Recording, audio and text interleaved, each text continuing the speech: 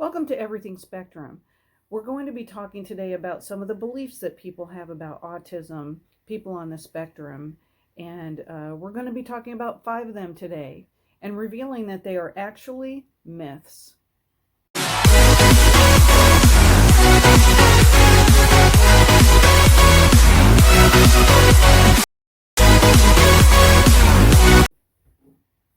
Number 1, we are not social. I cannot tell you how many are not diagnosed correctly because professionals say that they are too social. Too social. I know people that without a doubt have autism.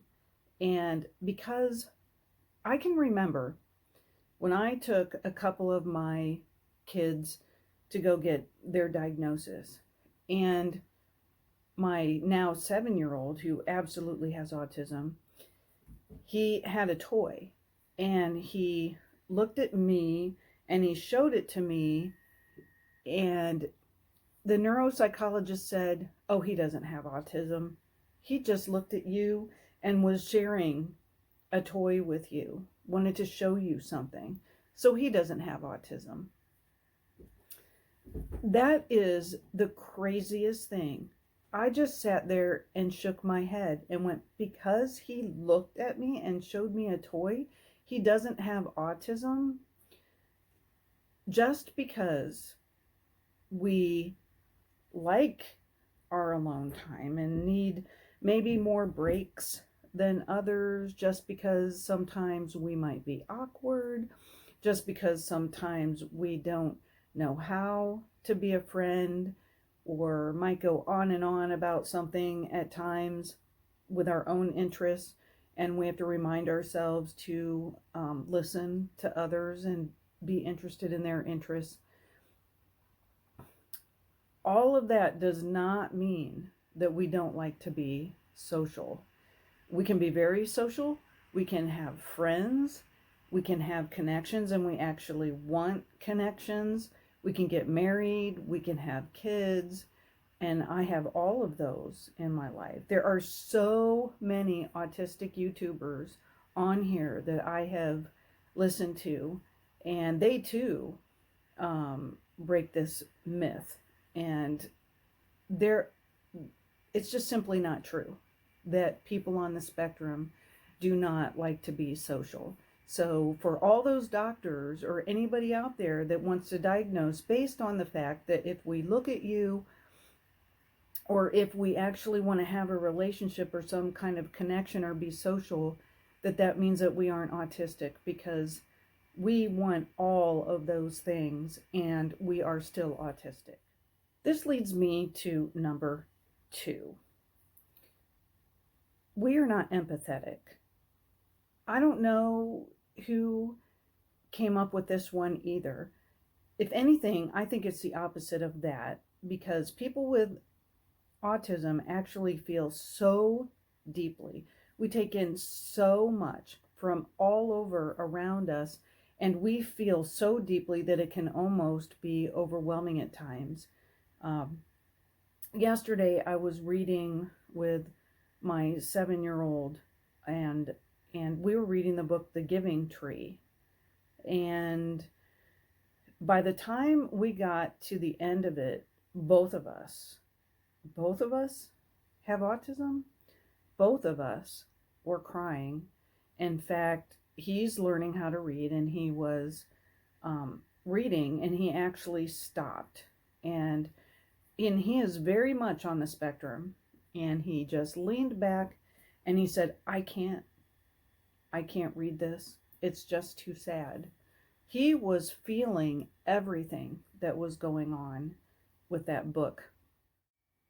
We do social stories with my kids, which helps them to work on certain situations with appropriate ways of acting, and it takes their emotions and feelings with their actions and helps them to put it all together. I actually made a video on acting and autism and how putting these together actually helps us on the spectrum be able to figure out how to act in certain situations, but again, that doesn't mean that we don't feel and we don't feel deeply. I actually have associations with things such as a commercial. And I have such a deep feeling for animals, and I care deeply about animals, and so do my kids. Um, those commercials on TV where they have somebody, an animal, being mistreated with the song, I think it might be Martina McBride's song, or some of these other commercials where they have neglected animals and they have the song playing. I can't even listen to the song anymore because it causes such a deep emotion in me and makes me want to cry, because all I can do is now think of the animals when I hear that song. So we have deep empathy, and we all experience all the hurts and joys of life that everybody else does. I don't know why anybody would think that we wouldn't have those same feelings and be able to empathize with somebody who has also gone through those things. Number 3, looking at you. For some reason, people feel that they have to force us to look at you. And I'm not really sure who came up with that one either. And I know for some on the spectrum, and I am one, if I look at you, then I can't hear you anymore. And it comes down to, do you want to have a conversation, or do you want me to look at you? And I really want to hear you, and I am being respectful by not looking at you, because I want to hear everything that you're saying. My 4-year-old is an example of this. He never looks like he's paying attention. And in the morning, I do circle time with my 7-year-old because he has to be home because he's immunodeficient. And my 4-year-old is in preschool, but he is later in the day, so he's home during that time. And he looks like he's just looking at his tablet, or he's looking around at anything but what I'm doing. He's never paying attention, it appears. But then all of a sudden, he can just spout off the alphabet, or he can tell me everything that we just listened to, or we were watching the solar system, and he can then tell me everything, all the planets. And I didn't even know that he was paying attention. So we do not have to look at you in order to be able to hear you. In fact, it's best for me not to look at you, because I can hear you so much better. Number 4, we cannot express our feelings and thoughts. One thing that always bothers me, and I really didn't even think about this until somebody said it, and I was like, oh my gosh, that is perfect, that someone is nonverbal. I don't like that, because we are all verbal, but in our own way. We all communicate, and communication comes in all forms. Someone who is actually non-vocal, and that is a way that I prefer to say it now, instead of nonverbal. We just need to provide the right tools for people that actually are non-vocal. But I know for myself, it took me years to be able to really communicate what I could say with my mouth. I wrote letters to people for years when I was growing up because it was my way of being able to express to somebody what I was thinking or feeling. They probably thought that I was really strange. Why didn't I just tell them the things that I was thinking? But I really could not put the words together to be able to express that. One of the other things that I did was I drew a lot. I drew in my bedroom all the time. And it was another way of expression.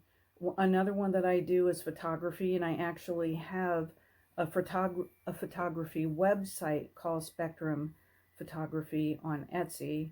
Just a little plug. And being able to look through the lens of a camera was just one of the ways that I saw the world, and I've always been able to express myself in that way.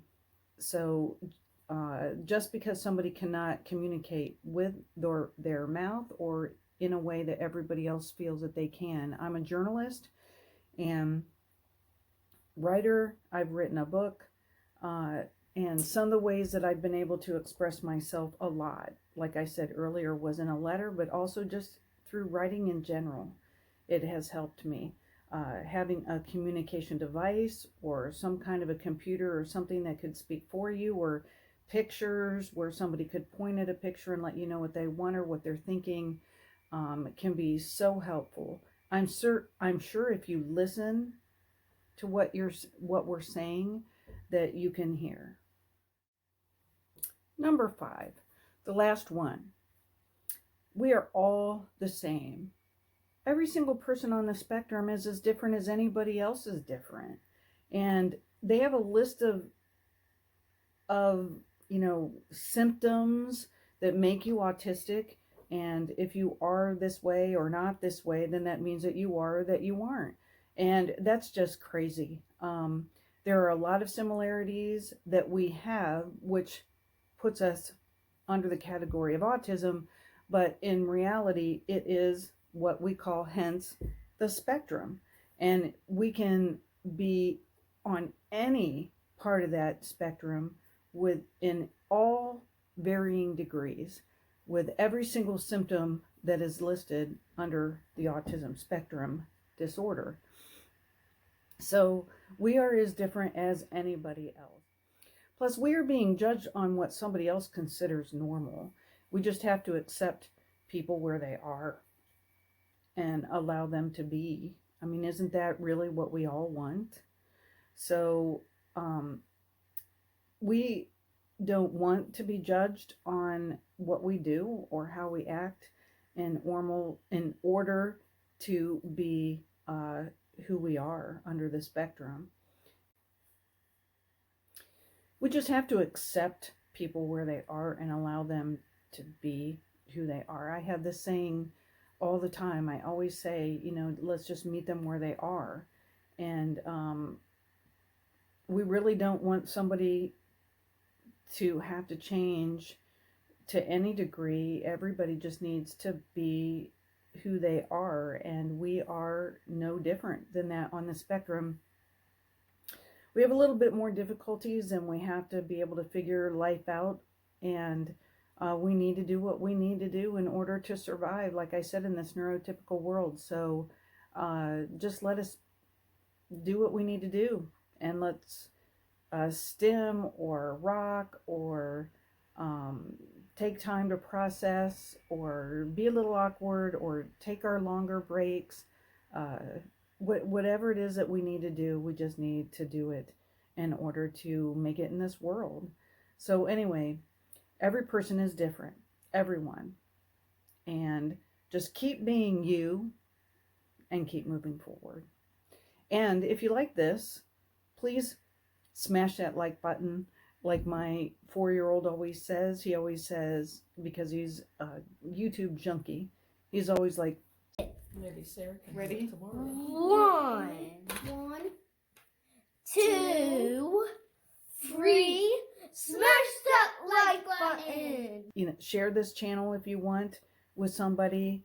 I'm brand new at this, and this is only my 11th video, and I have some numbers that I need to get up. So I would really like to be able to share this with as many people as possible and get the word out there about autism and what it really is.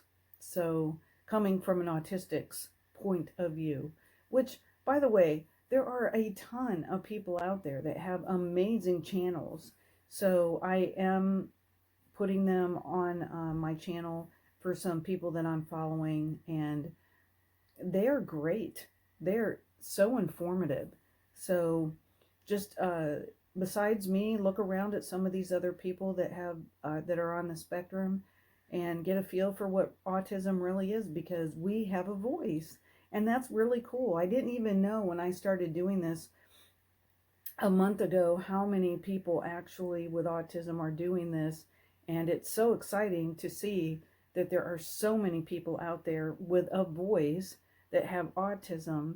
And this is actually really a great platform for us because we don't have to sit across from somebody. There's a lot more myths about autism, and if you really want to understand people on the spectrum, then I would just ask, because we do have a lot to say. Thank you.